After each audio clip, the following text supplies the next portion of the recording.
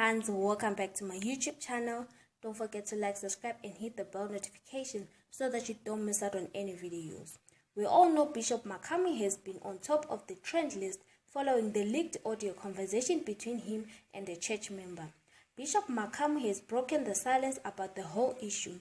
According to Zeleb, Bishop Makamu has denied that on the voice recording he was asking for sexual favors. He actually said he was just playing around and he had no ulterior motives.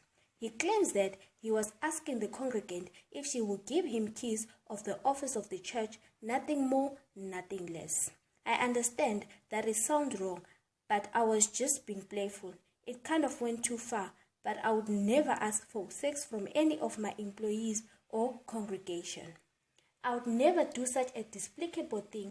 I love my wife and would never embarrass her by doing what I'm being accused of, says Bishop Makamu. He says that his image is being tainted by such vile claims.